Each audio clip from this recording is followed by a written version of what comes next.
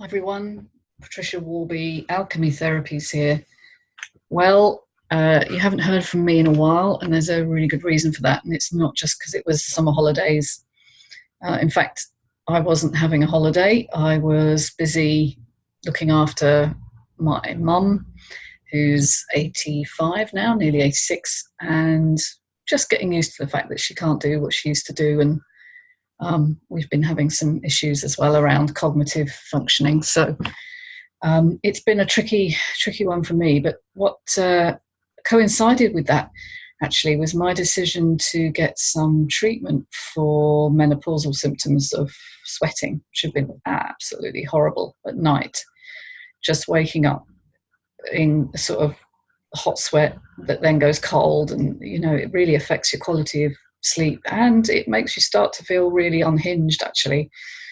So I made the decision to try some acupuncture, which I have used on occasion throughout my life from the time I first got ill at 34, to kind of rebalance my body, because the idea of Chinese medicine or holistic medicine generally, as opposed to pharmaceutical medicine, is that illness or disease is a response to imbalance. It's not an alien invader that kind of takes over your body, whether it be a disease organism or cancer. These things are actually, they have precedence in the body systems itself many months and years sometimes before the actual disease presents.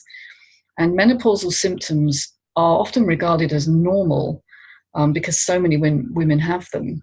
And actually, but what I know is that it's not normal to suffer like that. Obviously, your hormones are going through huge changes as a woman when you reach your 50s. But the imbalance itself is a response largely, I think, to stress. And of course, I'm under a lot of stress at the moment because I'm dealing with my mum, as I've just said. And often diet, which is usually full of carbs, which don't fuel the brain very well, and so you can often get a histamine reaction. You can sometimes get leaky gut. There's all sorts of things that happen in the body as well. So anyway, acupuncture is a way of rebalancing those essential systems, and what it turned out for me was that my kidney energy, and bear with me on this because I know if you've never come across Chinese medicine, it's a very different language. My kidney energy is very low and my liver energy is very high, and so they're absolutely out of balance. And it kind of fits my symptomology actually, that I'm getting lower back pain, which doesn't feel like I've strained my back. It's very different. That's my kidneys struggling. I'm cold during the day, ridiculously cold, and then at night I'm absolutely boiling. Nighttime is your liver time, when your liver does all its clearance and detoxification. There's no controversy about that. Modern medicine agrees. So if your kidney isn't there to balance it, you get over hot, and then obviously the sweats are a result of that. So that's all good, well and good. I'm very happy to accept that understanding. And I had my first session about 3 weeks ago, I think it was, fully expecting it to kind of just resolve because, I'm an A-type. I hope and always pray that things will be easy. But clearly my body isn't playing ball right now, because what then happened was quite surprising. Instead of feeling better, I started to feel infinitely worse. And when herbs were introduced as well, Chinese herbs, which I'm supposed to take between meals, boy, oh boy, terrible gastric symptoms. But then, worse than that, the most appalling gut clenching anxiety.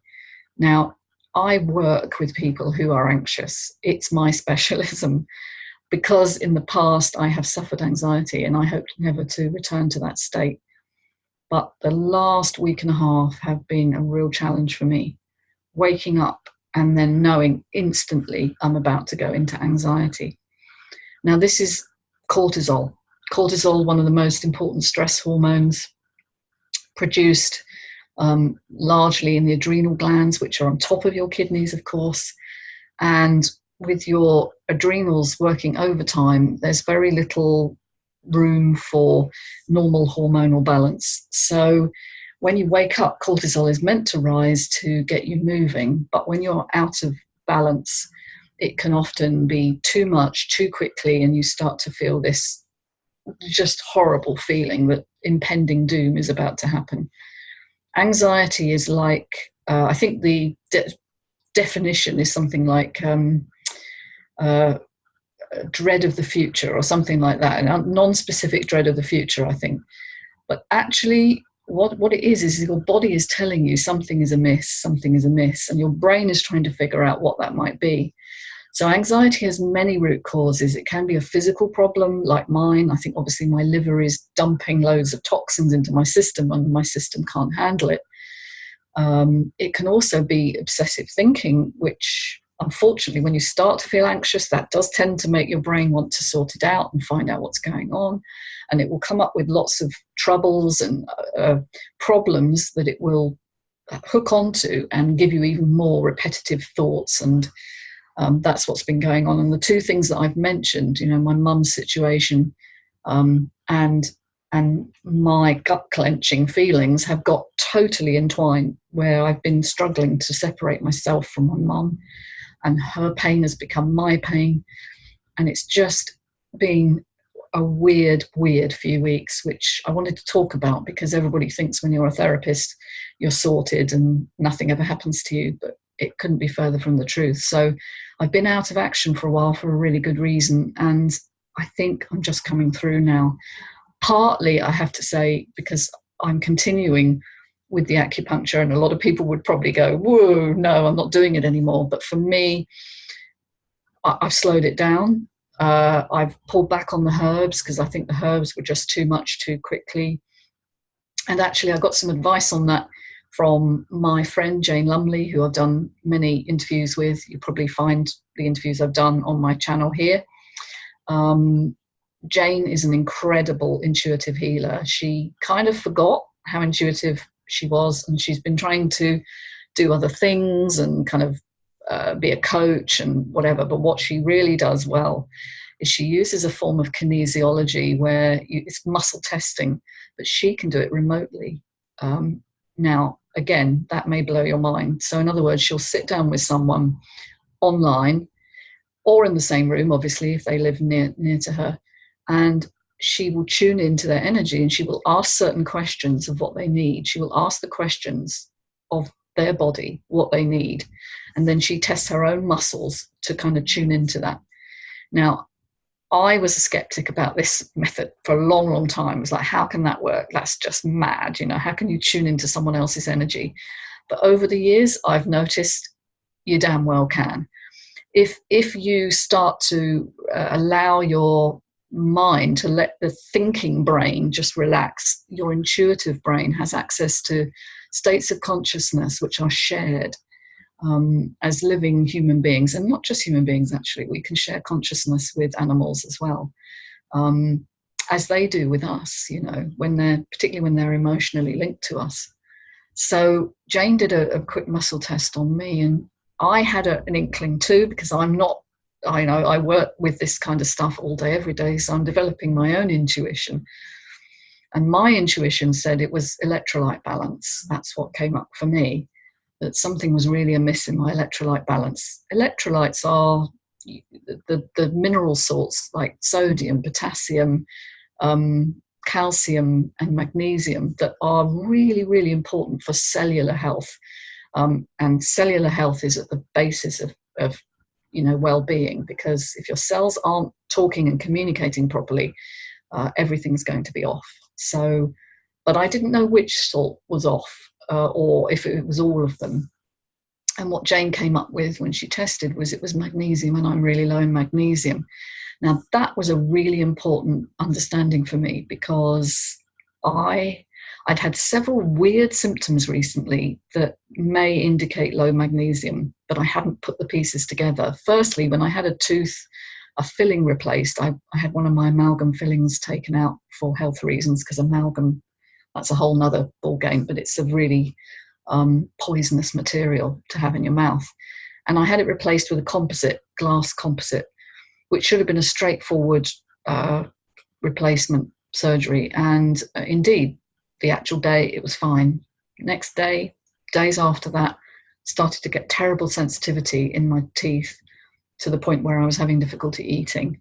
Very unusual reaction. The dentist was a bit shocked and surprised, said it would probably settle down. There was no idea of why that might have happened, but I would understand now. If my mineral balance is off, if my electrolytes are low, my body is going to draw calcium from my teeth to help stabilize my blood pH. So it can't use magnesium, it's got to use calcium, which is another alkaline material. So that kind of figures. And the other thing was I had a colonoscopy, a standard routine, 55-year-old NHS colonoscopy a couple of months ago, I think it was now. Was told that in fact it would be straightforward, no problem, it's painless, da-da-da-da. Actual day, it was a bit uncomfortable, but not painful. As I recovered the following day and the day after that, same thing. Terrible, terrible pain, uncomfortable, felt like someone had replaced my colon with a tube of sandpaper. Honestly, I could feel everything moving along. It was really, really horrible. Again, magnesium is a relaxant. It helps to alkalize, it stabilizes muscle tone, and your gut is full of muscles to propel food along. So it just makes perfect sense why I've just suffered 2 recent incidents, which shouldn't have been difficult. So I'm now supplementing with ionic magnesium, and I'm going to start taking that today. It's just arrived. I should have had the vial here to show you, but it's ionic magnesium, and you take it drop-wise into the mouth and see if that helps, and I'm really hopeful it will. But for all of you out there who've ever suffered from anxiety, my heart goes out to you, because I know how bloody awful it is. It's just the most crippling sense of fear without end, and it really is something to take seriously. But what I can tell you is there are ways you can overcome this, but don't assume that it's all in your mind. It's the body and the mind, so there may be some imbalances in your body too. And I'll keep you updated with the acupuncture to see how it goes, alongside all the other things I'm doing as well to support my body. One final thing, I have lost weight. You may have noticed. I've lost about 7 or 8 pounds, and that's through absolutely nothing that I've done other than I'm just not hungry. I don't feel as hungry. My liver is obviously purging, so it needs more time and space to do that work. And stuffing yourself with food, it's like when you're ill, you don't feel as hungry. So I'm just not eating that much. So, and I don't feel deficient or, hungry itself. I just don't. So what I had long wanted as a side effect to reduce my weight, because over the years it's crept up, and with hypothyroidism, which unfortunately I also have, it tends to creep on because you're not burning as much. The thyroid controls your metabolism.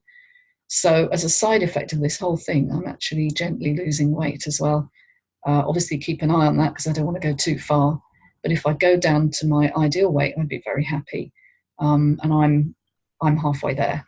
So all in all, been a really weird time, and I just wanted to talk about it. So any comments, any thoughts, any of you out there who've suffered anxiety or weight gain, there are answers, and it's not always a conventional one. So stick in there, just like I am, and I'll keep you updated soon. Take care, people. Bye for now. Oh, and subscribe if you want to on my channel. Brilliant. Thank you.